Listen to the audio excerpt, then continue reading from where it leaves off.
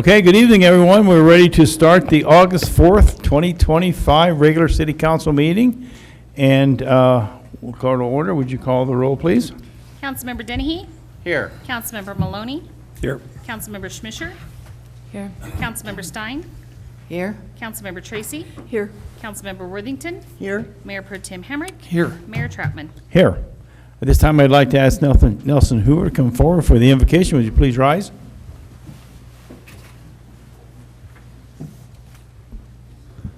Members of the council and staff, first of all, I'd just like to thank you for your service to the community, and particularly evenings like this that go on for a bit. It's a sacrifice, so thank you for that. Would you just bow your heads with me? Heavenly Father, I pray that your peace and your grace will be here tonight, and you've gifted these members of the council and the staff in different ways, and what we're asking for is that your wisdom would be given to draw those different giftings together for the good of this community. You've specifically appointed these men and women for this time, so we just ask them to lead well. Jesus, in your holy name we pray, amen. Thank you. Pledge of allegiance. I pledge allegiance to the flag of the United States of America and to the republic for which it stands, one nation, under God, indivisible, with liberty and justice for all. Thank you. I thought I saw, oh, here it is. This is the time that we have citizens who would like to talk to council, and if you'd like to talk to us, you fill out one of these forms and bring it to Cindy over here. She's the smiling young lady there on the end. And the way it works is you come up and introduce yourselves and then talk there. You have 3 minutes, and you'll see the lights there, and then we'll go forward. So I have one, Julie McCullough. Julie, would you like to come on up?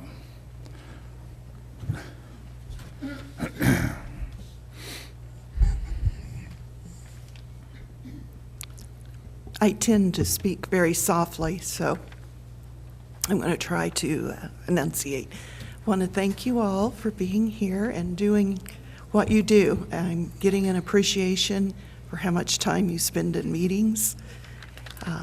It's very important. This is what I would like to say about the proposed ordinance for the city to comply with the U.S. Supreme Court case, New York State Rifle and Pistol Association, Inc. versus Bruin. I have sat in these chambers and observed discussion among council members, the mayor and staff, as well as various conversations between citizens in the audience.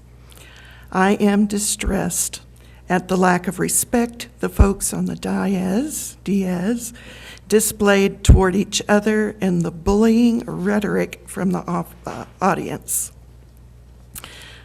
I understand the nature of this topic is highly emotional. Part of this comes from the horrible instances of gun violence and the taking of lives that has become the norm every day in our society. We are all afraid, and we operate under typical flight or fight behavior. That is the crux of the Second Amendment issue that is filtered down to our humble city council's chambers. At these meetings, city employees perform their various tasks, and the city is obliged to ensure a safe workplace. If firearms are allowed to be carried into these chambers, employees, staff, and citizens no longer feel safe. The decision to allow firearms in this room will affect council members, staff, and citizens for years to come. Other municipalities across our nation are facing similar dilemmas, and I've done a bit of research how others are dealing with the issue.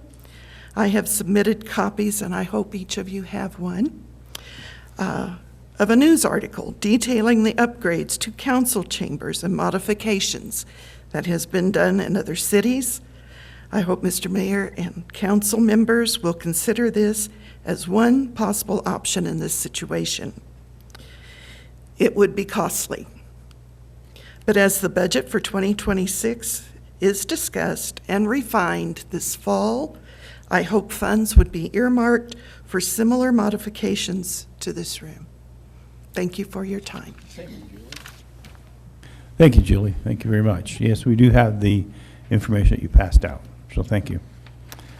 Okay, at this time, I'd ask for any council members that have announcements or board updates. Emily? Sorry, didn't hear who you said, me or? Emily. Thank you. Wasn't that I don't know what you said.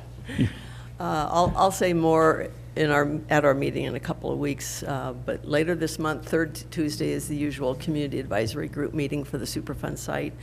I did want to say a little bit briefly about some of the efforts going on, and Councilwoman Schmischer may want to address this too.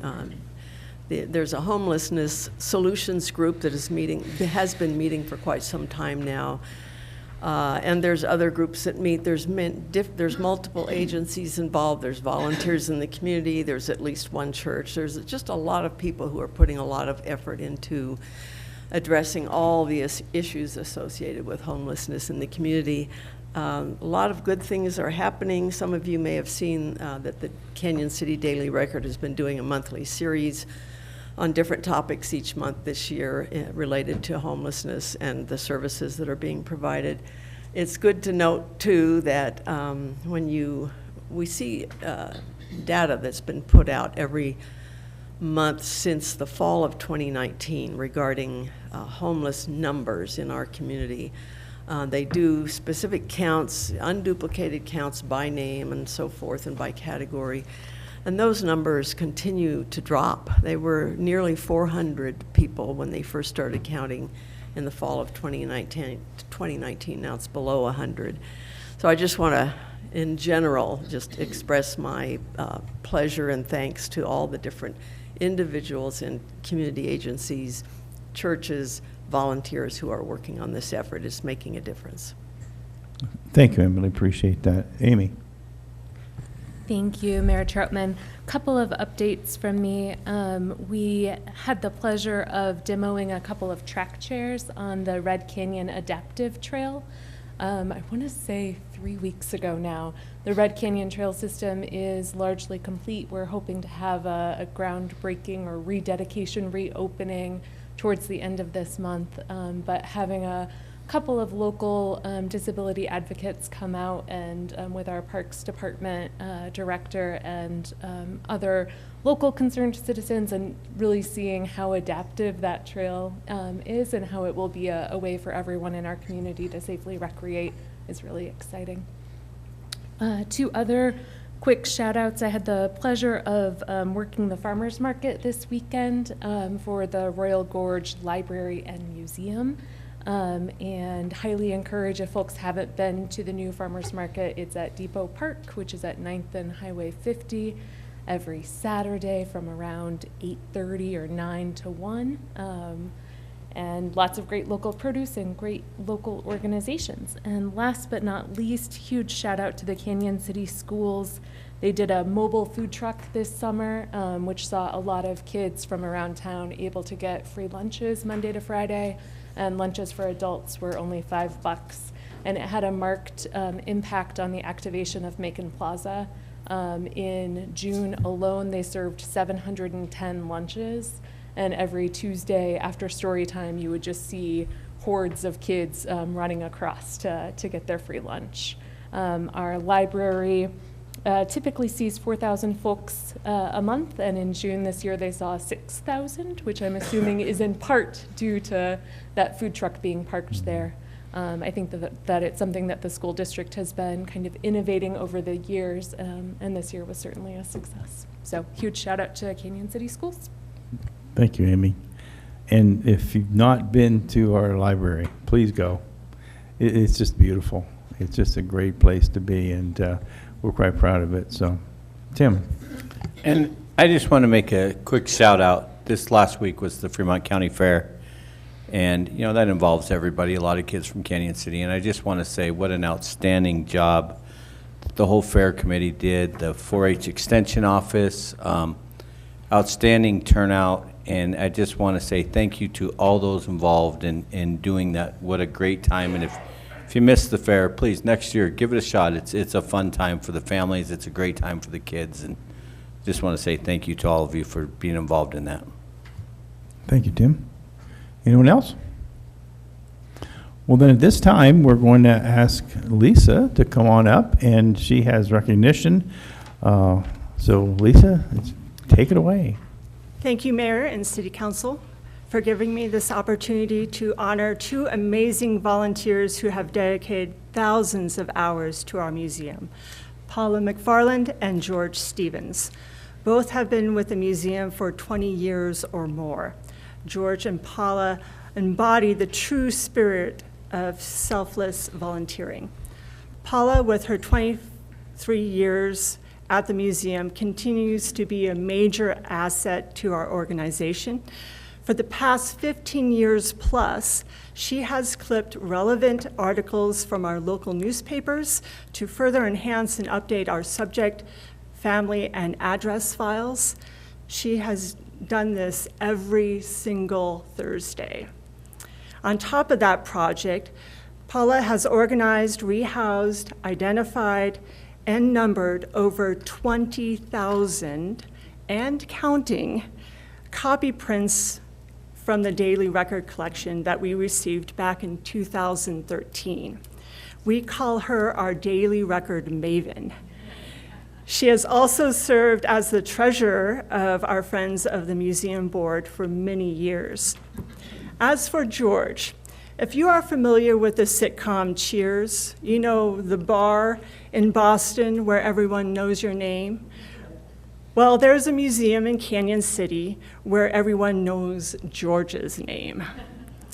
Come to any of our community coffees, and George is usually there sharing a tantalizing tidbit of our local history that he remembers from growing up here. Or come to the museum on a Friday afternoon, and if he's not engrossed in a museum project, he's often regaling staff, volunteers, and even visitors with a story from his misspent youth, not found in any newspaper or any other primary source. The Stevens family file is pretty thick with the oral histories that he's done with us.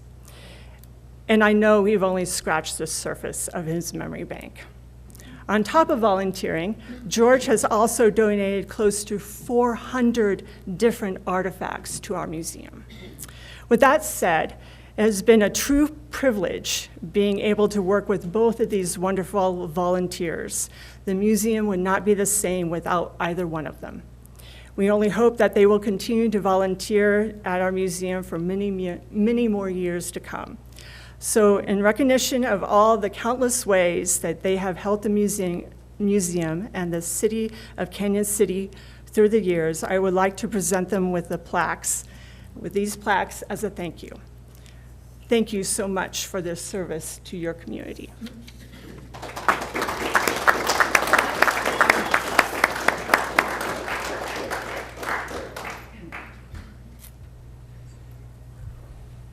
And George, I have one for you too.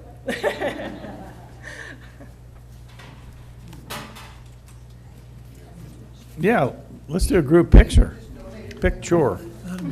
No? Let her present the plaques and then we do the file. Oh, you present the plaques. But yes, a picture. Picture.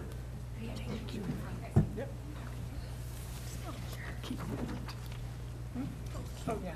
You want this too? Yeah. Yep. Yeah, thank you.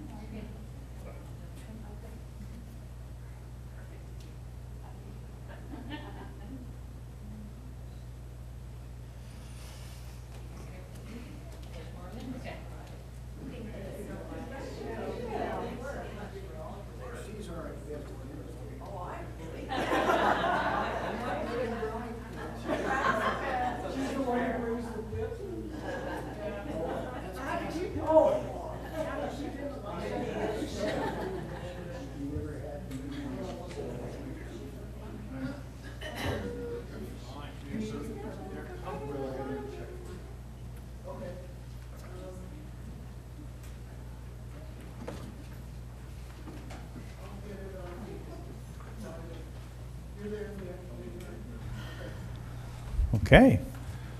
Thank you, Lisa. And ask you again, or if you've not visited our museum, to go on out there and visit our museum. Anybody here? So at this time, I would ask the city administrator to review the agenda and the consent agenda items. Thank you, Mr. Mayor, members of council. Item 8A is to approve the minutes for the regular city council meeting on July 21st, the Vision Committee meeting on July 23rd, and the special meetings on July 21st, which was an executive session, July 22nd, which was the Art Committee, and July 23rd, which is audit. 8B authorizes the city administrator to sign new National Opioids Settlement Participation Form. 8C authorizes the city administrator to sign an intergovernmental agreement with Fremont County Clerk and Recorder for a coordinated 2025 election. 8D authorizes the city administrator to sign stormwater rate methodology study with Reftelis. 8E awards bid 2125-2 library and police department window replacements to McCaslin Glass in an amount not to exceed $29,114.04. And 8F is to receive and file cash disbursements. Thank you, Ryan. Are there any questions and corrections? Amy? Thank you.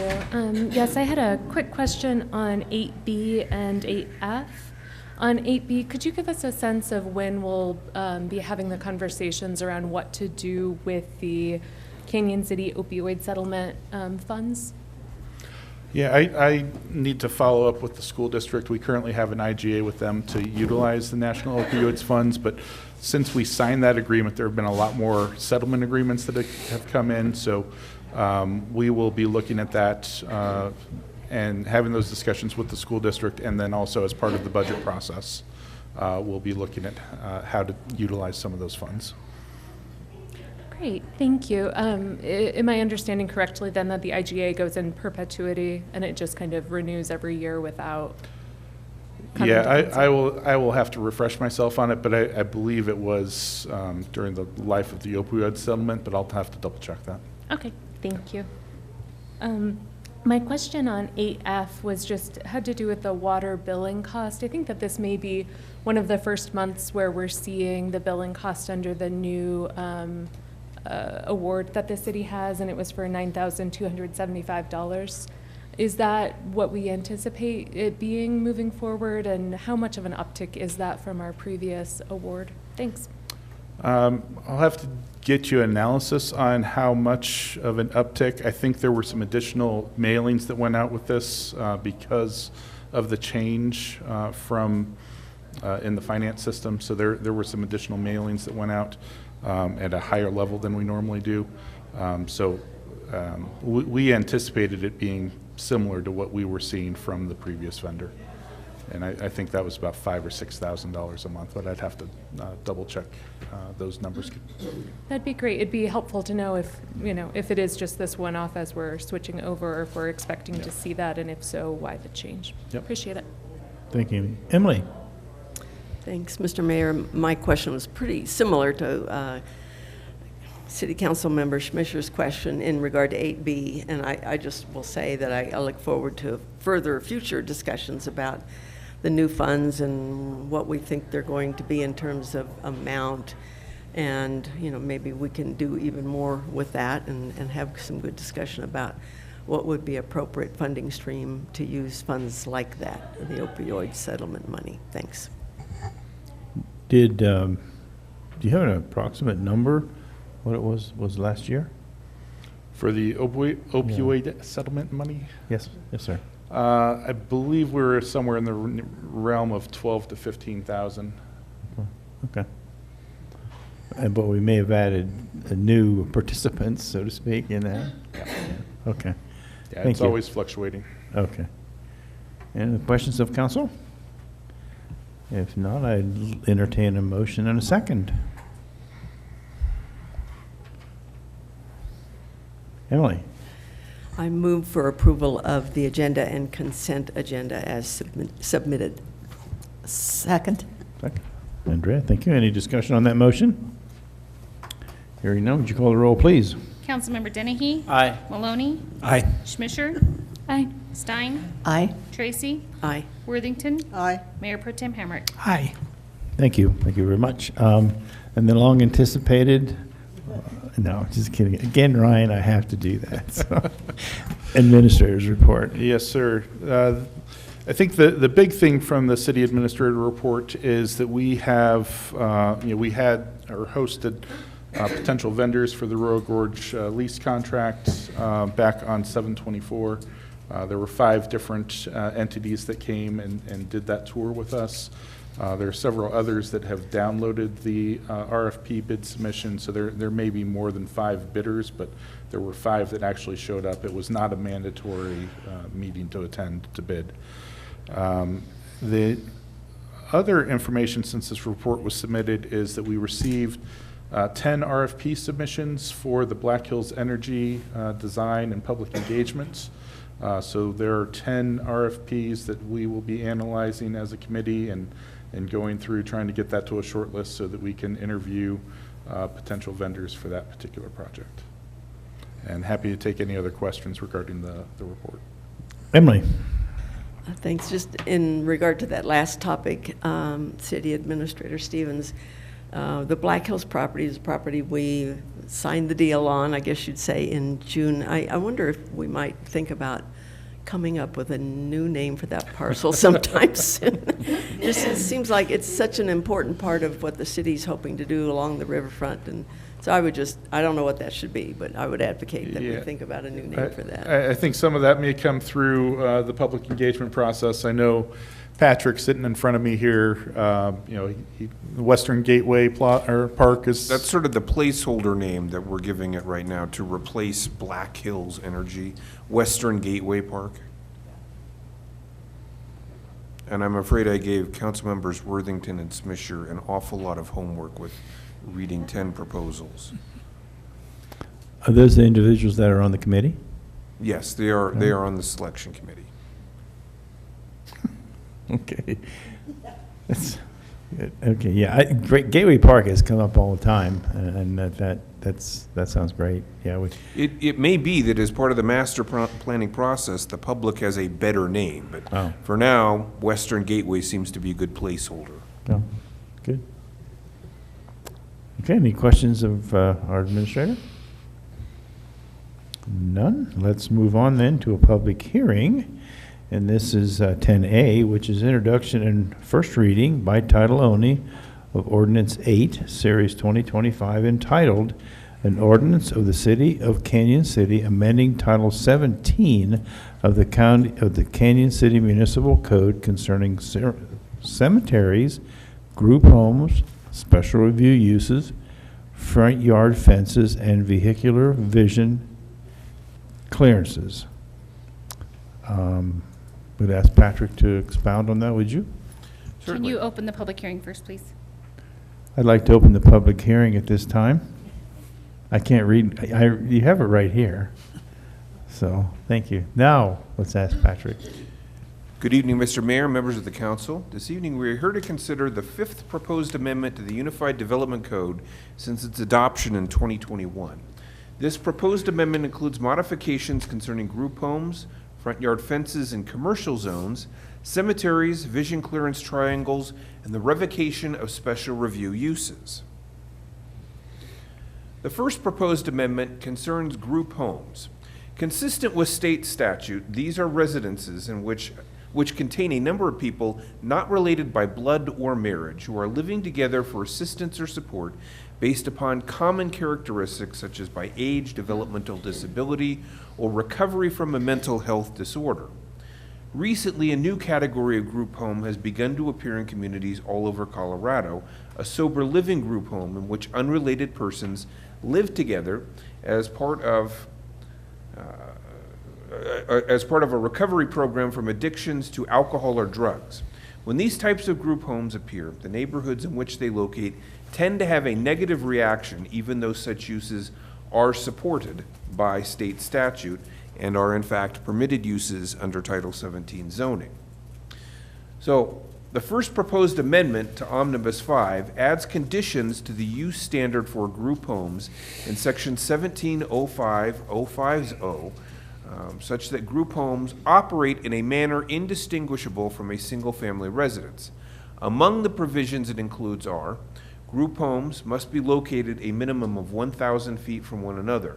Now, we did receive a question earlier today about that spacing between group homes, so I contacted Brianna Mariscona from Starpoint earlier today and asked specifically about the 1,000-foot separation between group homes, and was told that is in fact a criteria they use when they go to locate them, because part of their treatment facility or their treatment strategy is that they want their patients, their clients, to have the ability to have grounded interactions with people who are not within group homes.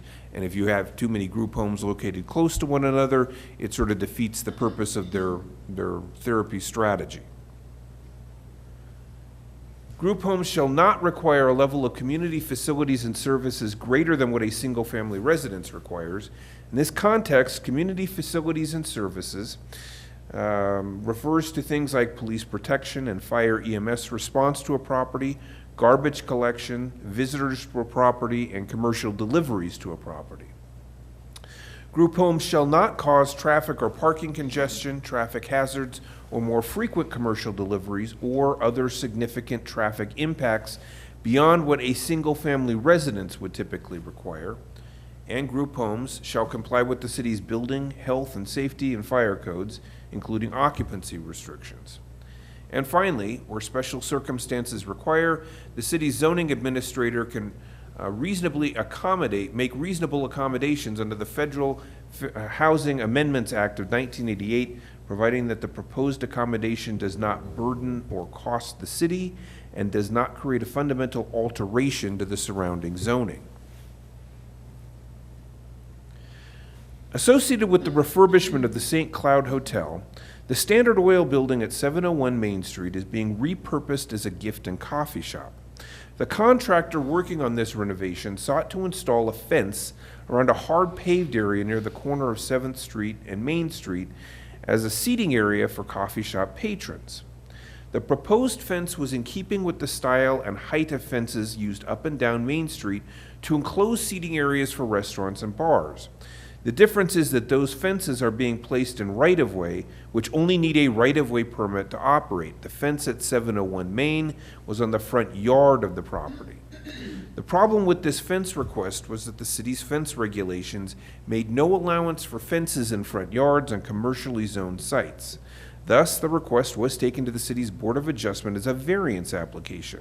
And while the Board of Adjustment approved the variance request, they also recommended that the city modify its fence standards to make front yard fences in commercial areas allowed. Thus, the second proposed amendment contained within Omnibus 5 fulfills the Board of Adjustment's reaction by modifying Section 1706-050C to state the following. Fences must comply with vision clearance standards in intersections.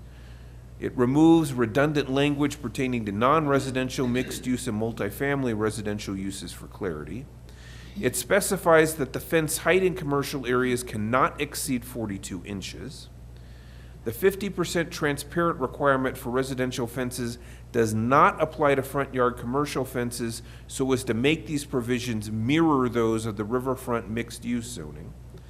And it specifies a list of appropriate materials for front yard fences in non-residential areas outside of the I industrial zone district. Vision clearance areas occur at intersections of two streets, a street and an alley, or a street and a driveway. They were created to allow drivers the ability to see approaching traffic on the cross thoroughfare before actually entering an intersection. Earlier this year, the Public Works Director noted a discrepancy between the text of Section 1706-060 and the graphic being used to illustrate the principles contained in this section. It was noted that the city had two sets of standards for vision clearance areas, one for residential and one for commercial. This was seen as unnecessary as the vision clearance areas aren't related to traffic volumes. Nevertheless, staff's concern about revising these standards relates to the smaller residential lots in Canyon City, where a 25-foot vision clearance site angle would effectively sterilize a large portion of a front yard. It is with these factors in mind that the third proposed amendment to the UDC in Omnibus 5 amends Section 1706060 in the following ways. Intersections of two streets or a street and an alley will have a vision clearance site angle of 15 feet, while intersections of streets and driveways will have a vision clearance angle of 10 feet. Vision clearance areas do not allow obstructions of more than 18 inches in width. This is applying primarily to on-site vegetation, such as in the illustration before you here, the tree, or in some cases it may be shrubs. The actual vision clearance plane will occupy an area between 30 inches from the ground up to 9 feet above the ground as measured from the adjacent right-of-way. It also contains a mechanism for review of unique circumstances on a case-by-case basis by the Public Works Director. Now, this provision was recommended for a modification by the Planning Commission when they conducted their public hearing on this the evening of July 23rd. Their proposed amendment would remove the limit to the maximum extent of relief the Public Works Director can give, citing the fact that there are many street and alley intersections already not in compliance with this regulation, particularly in some of the older neighborhoods north of downtown, and that these have not created historic traffic hazards in these areas north of downtown. It also amends the definition of vision clearance area in Chapter 1713 of the UDC to remove any reference to dimensional standards so as not to conflict with the regulations that are contained in 1706060. Currently, cemeteries are classified as a special review use in the RL, Rural Living Residential, R1 low-density residential, and R1A low-density small lot zone districts. Within the use tables identified in Chapter 1703, cemeteries are categorized as public institutional uses, but they have no standards associated with them. Beginning in the summer of 2024, staff learned that Fremont County was receiving a number of applications to allow for private cemeteries to be built on residential parcels throughout unincorporated areas of the county. The city appeared to have missed out on this trend until February of 2025, when we received a special review use application for a private cemetery in a parcel within the city limits. Council, unsure of how to process this, adopted an ordinance declaring a 6-month moratorium on the consideration of private cemeteries in order to give staff time to research this issue. A major resource for staff was the Fremont County Coroner, who drafted regulations for public health and safety. These regulations included provisions such as a minimum parcel size of 18 acres. It also specified what, by Canyon City standards, would be enormous setbacks or separation requirements from adjacent lot lines, water sources such as wells, springs, drainage ways, ditches, or lakes, and from sanitary sewer lines. These setbacks or separations were set at 100 feet from the burial plot. It also set a 25-foot separation for any potable water mains, and it required that the burial plots be dug such that they were at least 5 feet higher than the highest seasonal groundwater level. Given the lot sizes and dimensions within Canyon City, these regulations are not realistic, and the coroner strongly recommends that they not be scaled down for smaller residential parcels for health reasons. As a result, the fourth proposed amendment to the UDC under Omnibus 5 amends Section 1705-100 with a new paragraph A that specifies that cemeteries are only to be considered by public entities. Private cemeteries are prohibited. Now, we did some research and learned that there are currently 3 burial facilities within Canyon City that are located on private property. One is owned by the Mennonites on Oddfellows property, One is at the Abbey, and one is a crematorium that, Cindy, what was the name of the church that had the crematorium? That was a Lutheran church. Those would be considered legal nonconforming under this change, so they would not be forced to close. They would be able to continue to operate.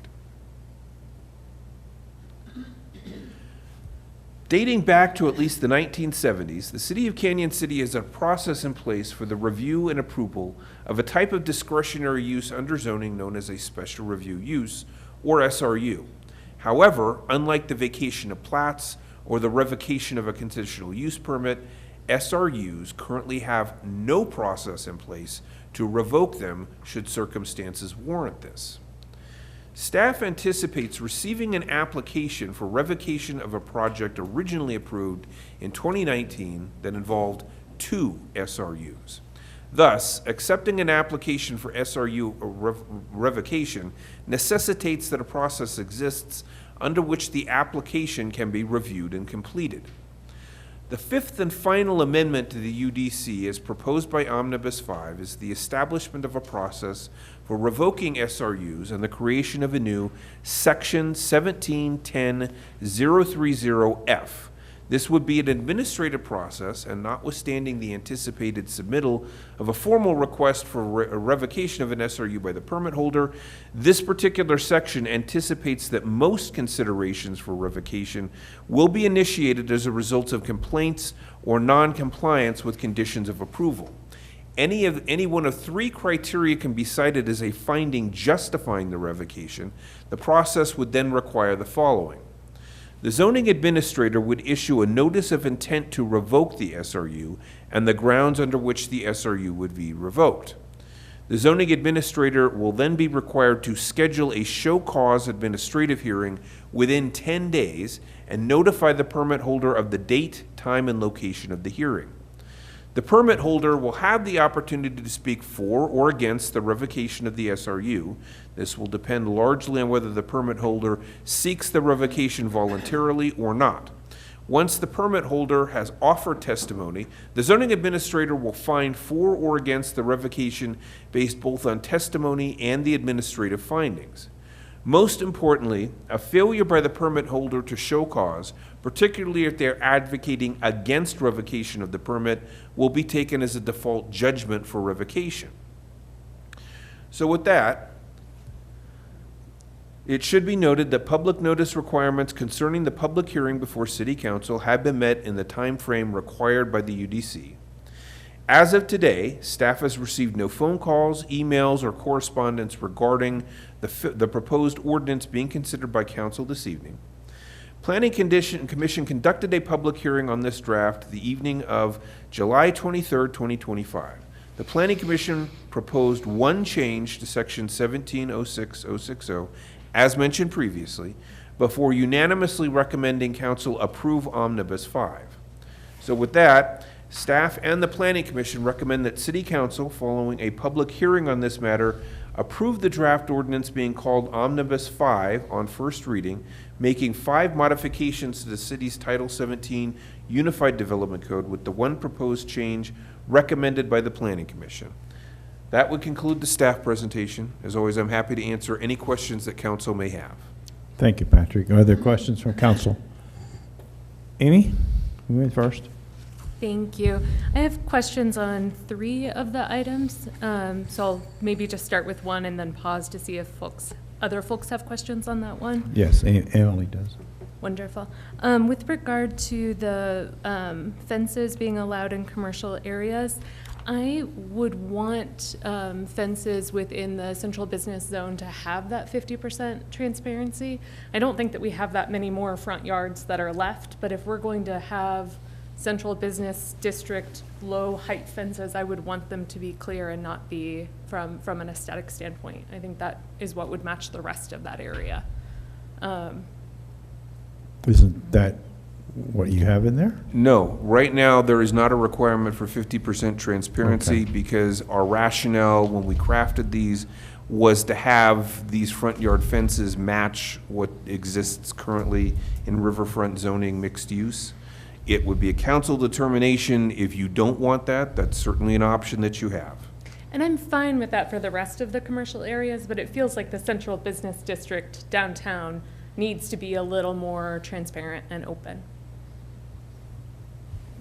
Comments from council? There's not a whole lot of instances where this is going to come up, right, Patrick? Correct. At least not within the CB zone.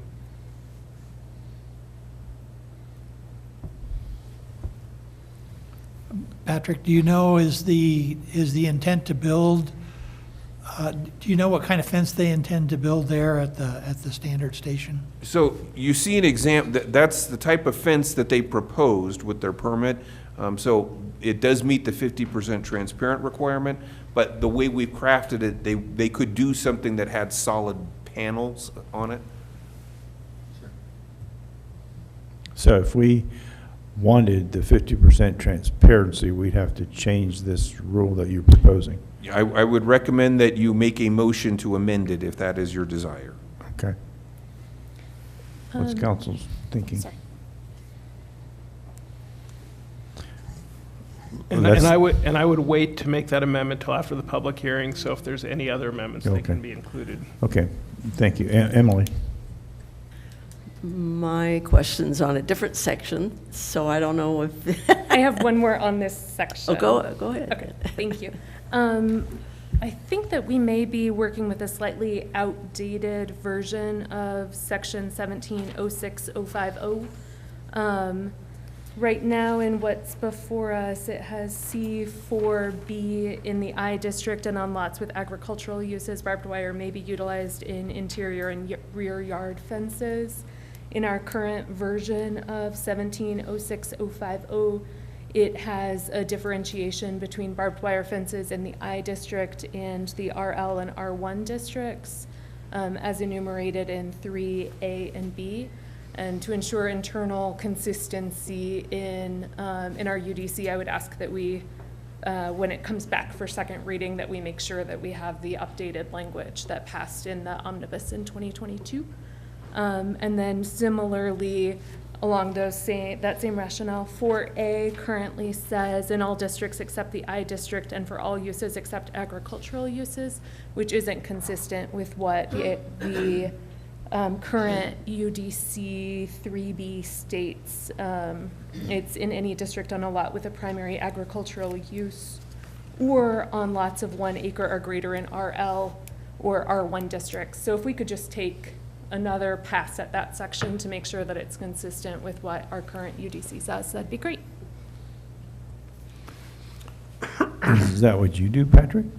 No, I will, I normally work with Austin Pierce Flanagan on these, and I will contact him and Okay. compare this to the 2022 omnibus, but I believe that what's written, at least in the draft I've got here, is consistent with what's in our code right now. Oh, I can read it aloud if that would be helpful.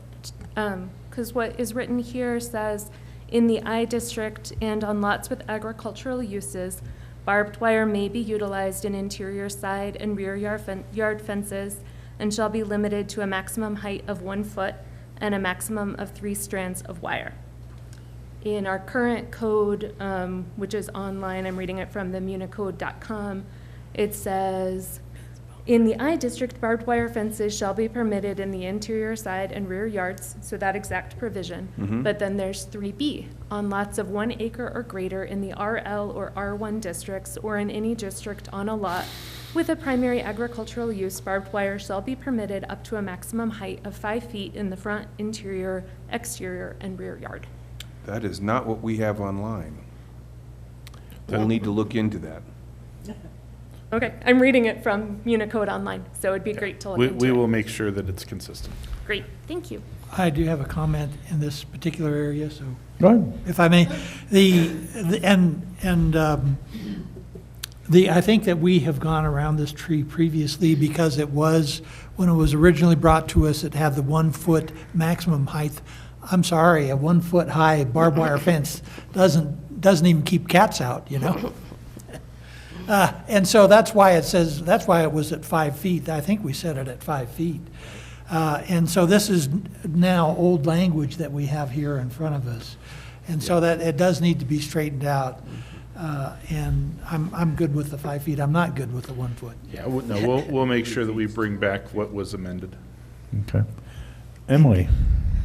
My question is in regard to the vision clearance, and it might help to bring up that larger version of the graphic, which I think is really helpful with the house and the triangles. And you know, sometimes, as I think, as you've said in your presentation and in what we have in our packet, sometimes it's helpful just to look at specific examples and then try to figure from there.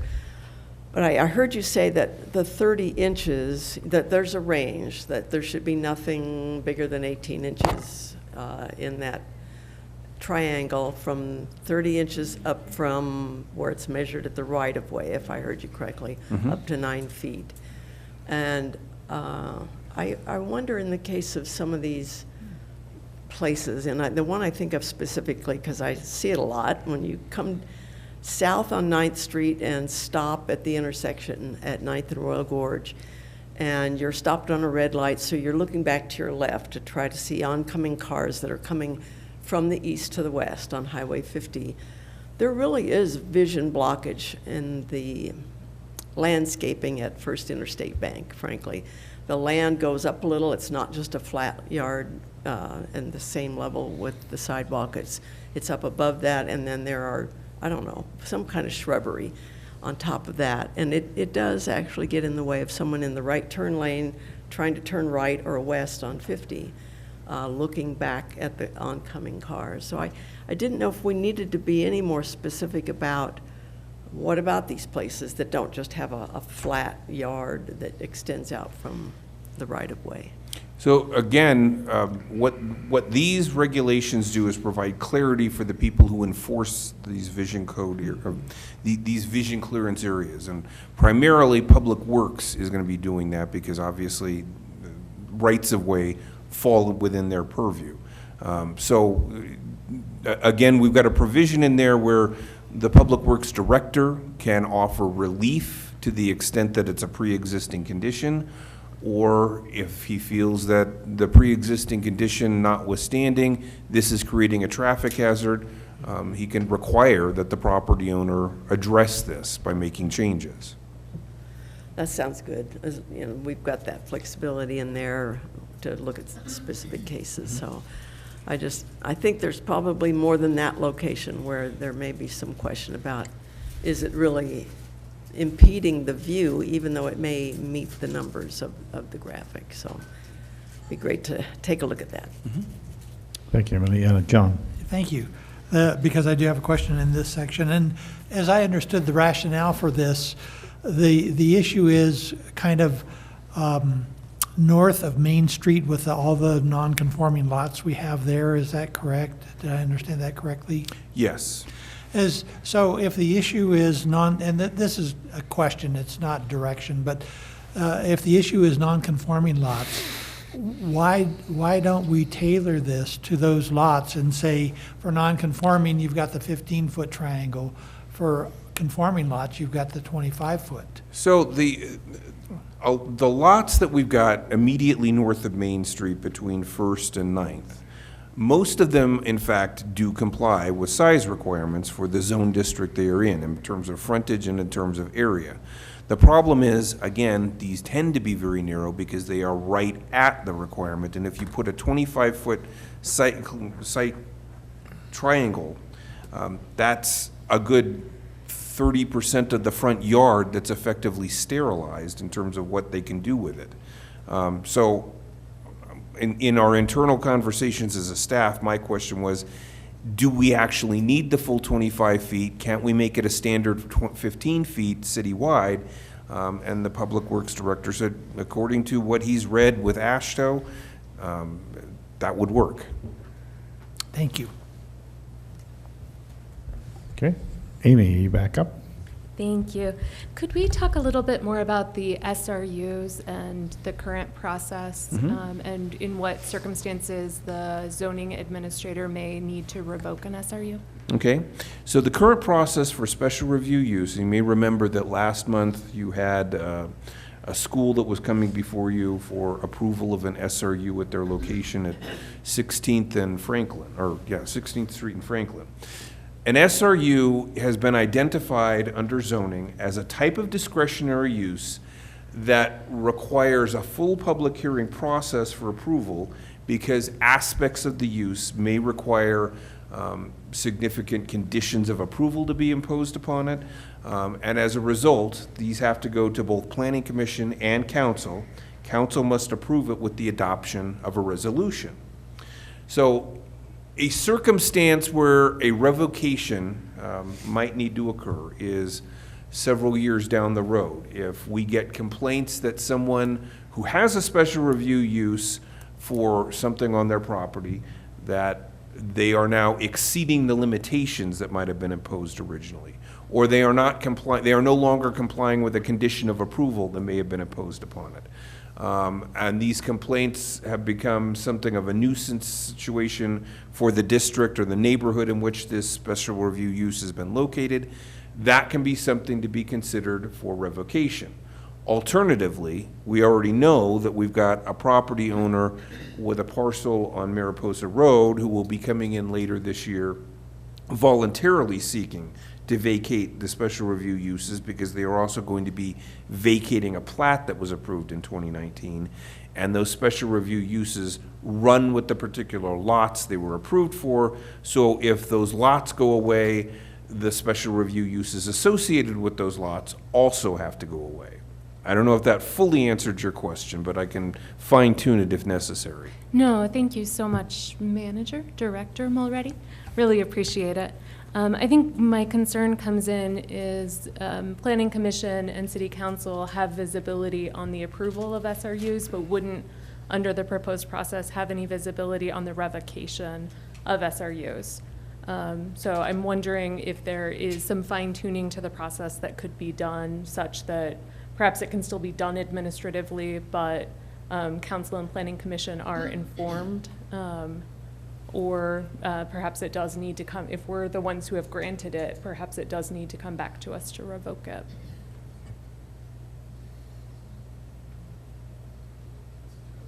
I mean, that's entirely policy-based. That is entirely up to council in terms of process. What's council's thinking on that? I take your point. Although I think that it might shorten that process rather than trying to get it on our docket, so to speak, when the administrator would be able to eradicate the SRU. As far as I'm sorry. Did Please. you? I was going to say, as far as a process, it would need a public hearing, correct, for revocation? It wouldn't be a public hearing, it would be a show cause hearing that would be Show cause hearing. administratively conducted. But again, we would, make that something that's recorded, something that's, the Zoom meeting links are sent to. The applicant would come here in person. Yeah, and just to be clear as to what the difference is, a public hearing typically is, as it sounds, open to the public for public comment. A show cause is much more targeted. It's about whatever the basis for the revocation is. It's not open to the public for public comment by everyone. I could But see I'm sorry. wanting to have a streamlined process if the applicant is wanting it to be revoked, like not having that drag out and take a lot of time. But if the city is deciding that it needs to be revoked because they haven't met a condition that council has imposed upon them, I think that's where we would likely want to have some visibility on that and better understand kind of what the current situation is. So maybe one possibility would be a bifurcated process so that if it's applicant initiated, it can be done administratively, but if it's city initiated, it has to go back before Planning Commission and Council. Questions of council? I would just say that sounds like a reasonable process to bifurcate it. If there's contention, it probably should come back to council, but if everyone's in agreement, it would seem to me that the bifurcation into the administrative side would be appropriate. Can we add that then? Is that okay with everyone? Yes, Emily. Yeah, I don't know if my light's working over there. I don't have a strong feeling about it either way, but and this may not be a good analogy, but I think about as a slight analogy, licenses for places that serve alcohol or sell alcohol. We see those in an initial public hearing, but we don't see those for renewal. That's handled administratively. And so generally speaking, I'm comfortable with things just being handled administratively, but I'm willing to look at the alternative in certain circumstances. Jerry? I think maybe an analogy on that instance would be as if the city was going to revoke a liquor license. They're required to come back to council. Not if they choose to drop their license, sorry. Not if they choose to drop their license, but if they are being revoked or even considering to have something, they have to come back for another public hearing, even for renewal if there's issues. Okay. Okay. Gerald? I just have a quick, back to this picture, Patrick. I should have asked this last week. How does this affect a corner lot that has a, the standard fence at the sidewalk? So what's supposed to happen is that the fence should be lowered down to the 30 inches in a front yard. Again, this comes down to that will likely be reviewed on a case-by-case basis as property owners are contacted and told that they have non-conforming fences. They can go to the Public Works Director and seek relief in association with that. Okay, thanks. Okay. John? Thank you. Just an editorial comment on page 76, which is in 1705-020, number 6, A6 under group homes. It says group homes shall comply with all town adopted building. I think that should be city. And then I have a question on the 1988 Fair Housing Act amendments and the citizens that are protected under that. Could you explain that a little bit, please? Yeah, I'm glad you asked, because that is really kind of implicit in this entire process. So I don't want this proposed amendment to be considered for more than it is. What this would allow is to assure that the city is able to monitor and assure that a group home walks and talks like a residence and is compatible with its neighbors. But if there is enforcement action under the Fair Housing Act amendments of 1988, the residents of those facilities are protected by the Americans with Disabilities Act. And the protections under the ADA are essentially the same protections under the Fair Housing Act amendments of 1988. They are the beneficiaries of those amendments. So let's assume that there was some sort of issue related to how the a group home was working with its environment. Part of the analysis would be whether there is something in how it is operating that requires a reasonable accommodation by the city to allow that particular conduct to occur. So it remains a back and forth, but the goal ultimately is to have the ability to have some oversight to assure, in fact, that these are residential group homes, that they are acting consistent with a residence in that group environment. And so a follow-up question on that. So that is essentially legal advice for the city, is that correct? This is not being imposed by the legislature? That's correct. This ordinance, frankly, takes every bit of the ability the city has to regulate and uses it all. But there are limitations based on federal law, the ADA and the Fair Housing Act amendments. Thank you. That helps a lot. Okay. Emily? That was leftover. Was that, okay, thank you. Amy? Was that leftover? No, just come a on. quick thank you. Okay. If that's okay.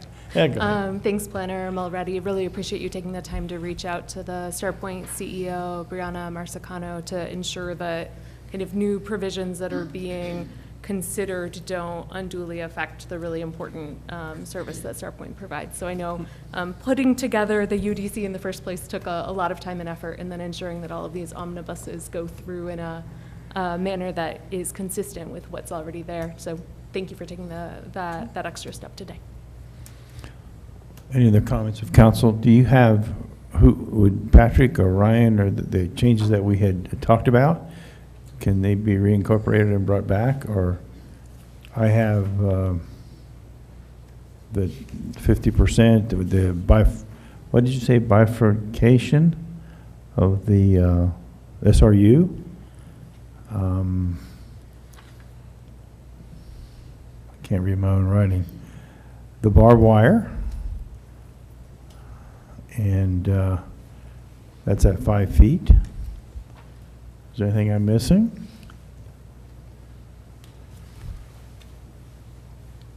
Special needs. I Yes, can, He mentioned bifurcating the SRU process, but Go ahead. I could make it, and I could list it in a motion if that would be helpful. that'd be perfect. We need Yeah. to close the, Okay, so we're going to go ahead. I'm being prompted here. We're going to go ahead if that's okay. Make sure there's no public comment. Okay. Is there any public comment at this time on our amendment? Or appears to be none. Then I'm going to close the hearing, and I would ask for a motion and a second. Amy, go ahead. Thank you. Mayor Troutman, I move that we approve ordinance number 8, series of 2025, an ordinance of the City of Canyon City amending Title 17 with the following amendments to be brought back at second reading. Section 1706-050, fences, walls, and hedges, to have the central business district have 50% transparency required for fences in the front yard, and to ensure that the language related to barbed wire is consistent with the current language in the UDC. Section 1705-100. Nope, sorry, it is cut off. The section related to special review uses, to set up a bifurcated process such that those that are initiated by the applicant or that are mutually agreed upon can be done administratively, whereas those that the city is planning to revoke must be done through a city council public hearing process, which is 1710-030.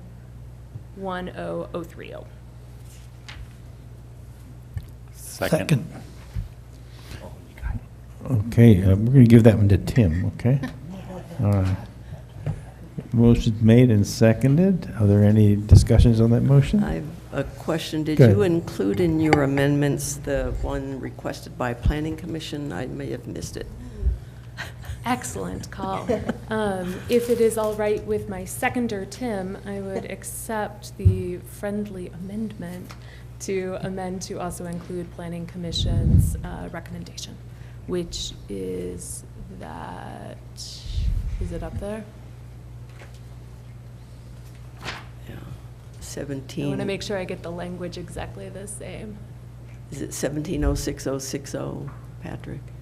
1706-060, yes. Yeah. Thank you.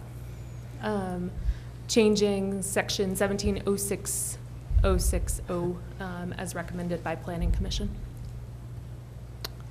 And I agree. She accepts your amendment. I didn't hear, do we get the 5 feet in there on the barbed wire? We got that in there, okay. All right, any discussions on that motion? Thank you all. Call the roll, please. Councilmember Dennehy? Aye. Maloney? Aye. Schmisher? Aye. Stein? Aye. Tracy? Aye. Worthington? Aye. Mayor Pro Tem Hamrick? Hi. Okay, thank you. Interesting. Let's go on to 10B. It is an introduction and first reading by title only of Ordinance 13, Series 2025, entitled, An Ordinance of the City of Canyon City, Colorado, appropriating additional sums of money to defray expenses in excess of amounts budgeted for the city of Canyon City, Colorado for the 2024 budget year. I hereby open a public hearing. I'd ask Mr.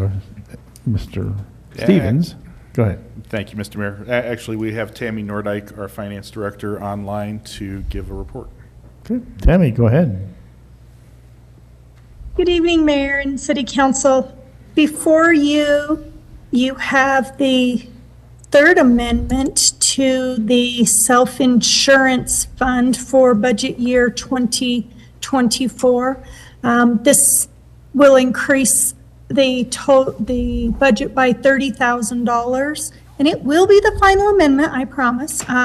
We did have a public notice published on July 26th in the local paper, so we have met everything that we needed to. With the amendment, it does bring the total for self-insurance fund at $4.6 million for the year. We will still be sitting with cash reserves of over 1.3 million, which we feel is a comfortable position to have for the self-insurance fund. And that concludes my staff report. Okay. Any questions of council for Tammy? Hearing or seeing none. Anybody from the public would like to speak on this? There are none. I'll then close the public hearing, and I'd ask for a motion and a second.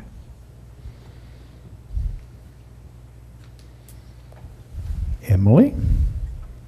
Thanks, Mr. Mayor. I move for approval of ordinance 13, series of 2025 on first reading. Second. Second. Kathy, thank you so much. Any discussion on that motion? Hearing and seeing none, would you call the roll, please? Councilmember Dennehy? Aye. Maloney? Aye. Schmisher? Aye. Stein? Aye. Tracy? Aye. Worthington? Aye. Mayor Pro Tem Hamrick? Aye. Thank you all. Thank you, Tammy. Right, thank you. Okay, let's move on to number 11A. It's introduction and adoption by title only of Resolution 5, Series 2025, entitled "A Resolution of the City of Canyon City, Colorado, adopting a revised water master plan for the city." I'd ask our city administrator to report. Or is it going to be Leo? Yeah, actually, in the absence of our water superintendent, Leo Evans, our public works director, will be giving the report. Okay, Mr. Evans. Good evening, Mayor. Good evening, Council. Thanks for having me tonight. As Ryan mentioned, Travis sends his regards. He wasn't able to be here today. Back in front of you for adoption is the proposed water master plan. I believe this was last presented to City Council in September of 2024. And it's been kind of on the back burner for a little while as we've worked through the water rate study primarily and trying to figure out how to incorporate those two things together. But the master plan is coming up against a deadline, so we're asking to move that portion of this forward. A large portion of this plan was paid for with a DOLA grant that I believe expires at the end of August. So we're looking to get that adopted and close this out and then revisit the rate study. I believe Travis had that on the August 20th Vision Committee to bring that back up. And then the water conservation plan is the other deliverable that was part of this project. That's been presented in draft form as well. We're waiting for comments back from the Colorado Water Conservation Board. That effort is separate from the DOLA grant, and closing out the DOLA grant is not contingent on having a water conservation plan or an adopted rate study. So the plan envisioned creating the rate study, but adopting it is this council's decision and prerogative.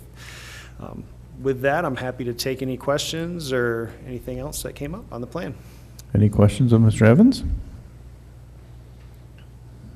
Okay, thank you, Leo. And then I'd ask for a motion in a second. I move that we adopt resolution number 5, series of 2025, resolution of the City of Canyon City, Colorado, adopting a revised water master plan for the city. Thank you. Second. Second, John, thank you. Any discussion on that motion? None? Then call the roll, please. Councilmember Dennehy? Aye. Maloney? Aye. Schmisher? Aye. Stein? Aye. Tracy? Aye. Worthington? Aye. Mayor Pro Tem Hamrick? Aye. Thank you. Let's move on to discussion on 11B. And my printout here says introduction and adoption by title only of Resolution 7, Series 2025 2A ballot language.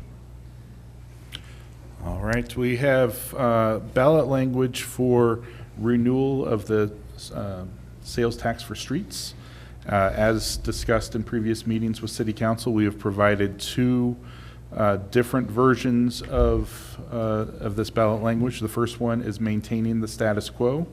The ballot language would basically stay the same with another 10-year sunsets. Version 2 has ballot language that would allow the use of this 2A street tax to be used for stormwater and water infrastructure for streets that are being repaired under the 2A tax. And we have, Public Works Director Leo Evans has reached out to the previous committee, provided that information to City Council on what we heard back. We actually received one more today from former Mayor Ashley Smith, who also agreed that sticking with the status quo was probably the most prudent thing to do. With their group, the research that they did, that we heard from every member that reached back out to us, mentioned how important it was to keep that money specifically designated for streets. And that would be the staff recommendation as well, is to go with the status quo. Leo, anything that I missed or anything you want to add? No, I think you encapsulated it well. Thanks, Ryan. Thank you, Leo and Ryan. Any discussion of council?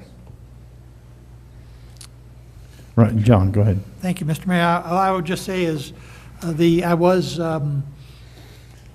part of that process and did attend some of those meetings, and I do know that it was that was an issue that was brought up to make sure that the money that was used, raised by this tax, went strictly to the paving and not to other endeavors. I think that it's worthwhile continuing in that vein and going with the status quo. Thank you. Thank you. So are we then going to vote on council for one or the other, or Amy, go ahead. Get me out of this, Amy. I mean, I think someone will need to make a motion for one or the other. That is correct. To move forward with it. Yes. I'm appreciative of Mayor Pro Tem Hamrick asking that city staff reach out to the former committee members. I think it is really difficult because oftentimes the streets that most need to be repaired, that we frequently hear about, we have not been able to because we did not have the ability to fix the underlying infrastructure. So I just want to recognize that, and perhaps in our public information campaign around 2A, kind of make that even more clear, the reason why we have not fixed, North 9th or North 5th is because we did not have the funding. Now we do. Huge kudos to Director Evans, but for a long time we didn't have the funding to fix the underlying infrastructure, and that's why that street wasn't prioritized under 2A. So I think we're going to continue facing those exact same challenges. When we replace Griffin, we will not be able to fix the sidewalks, because the funds will not allow for that. So I think just ensuring, if we do move forward with Mayor Pro Tem Hamrick's recommendation, that we just make that even more clear in our messaging that, hey, we heard you, you only want this to be used for streets. Therefore, this is why this isn't getting fixed right now. Thank you, Amy. Any other discussions of council? Then I would ask for a motion and a second. Who'd like to? John, go ahead. Thank you, Mr. Mayor. I move that we approve Resolution 7, Series of 2020, also known as the Status Quo Resolution. 2025. 2025. Thank you. I accept that. Are you seconding that, Gerald? Yeah, I'll second. Good, you talked up, so you got it. Any discussions on that motion? Would you call roll, please? Councilmember Dennehy? Aye. Maloney? Aye. Schmisher? Aye. Stein? Aye. Tracy? Aye. Worthington? Aye. Mayor Pro Tem Hamrick? Aye. Okay, another discussion. This is 11C. Introduction and first reading by title only of ordinance 11, 2025, entitled, An Ordinance of the City of Canyon City amending various provisions of Title IX of the Canyon City Municipal Code concerning firearms to comply with the U.S. Supreme Court case, New York State Rifle and Pistol Association Incorporated versus Brewing. And I would have a report from the administrator. Yes, sir. Thank you, Mr. Mayor, members of council. This firearms has been quite the discussion, and the last time we discussed it, we received direction to break this into two sections, one that gets us compliance with federal law, and another one that discusses the options that we have regarding city-owned buildings. This, what's before you, is what gets us compliant with federal law, and staff would recommend passing on first reading. I don't know if our city attorney has any additional comments. No, I'm happy to answer questions, but Ryan is spot on. Okay. Thank you. John? This is a rhetorical question. Did not expect an answer, but under Section 3, it says, the provisions of Chapter 9.44 with respect to the sale, possession, or use of fireworks, explosives, and other incendiary devices, and the use of firearms shall apply and be strictly enforced. My question is, what laws don't we strictly enforce? I think we should strike strictly. I think the fireworks when we don't strictly. Okay, no, I'm joking. Joking. So you want to take strictly out of there? Yeah, I do. Colorado used to have a welcome to Colorado, speed limit strictly enforced, and the same question was asked. Well, what laws aren't strictly enforced?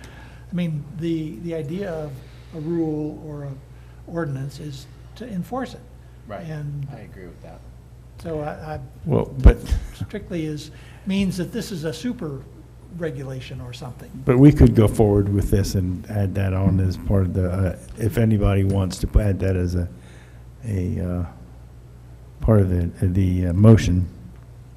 I don't want to keep bringing this back up. Oh, well, that's, sure, this is just first reading, right? Yes. Okay, Amy? Do we use that language in other parts of city code? I frankly don't know. Is there a casual enforcement section? Do a word search. Okay. Only don't use AI, that takes a lot of power. So, you know. We're breaking apart here. Okay. So, John, go ahead. If we're at the point where you're ready for a motion. I am ready for a motion, yes. So I move that we approve ordinance 11, series of 2025 on first reading with the addition that under section 3, the word strictly be stricken. Second. A motion's been made and second with the strictly struck, strictly struck. And any discussions on that? Would you call the roll, please? Councilmember Dennehy? Aye. Maloney? Aye. Schmisher? Aye. Stein? Aye. Tracy? Aye. Worthington? Aye. Mayor Pro Tem Hamrick? Aye. Okay, thank you all. This has been a sort of a fun evening. And don't forget, we have general government meeting Wednesday night. And do we have an executive meeting prior to that? Not at this time. No, wait a minute. Okay, then we're adjourned. Thank you.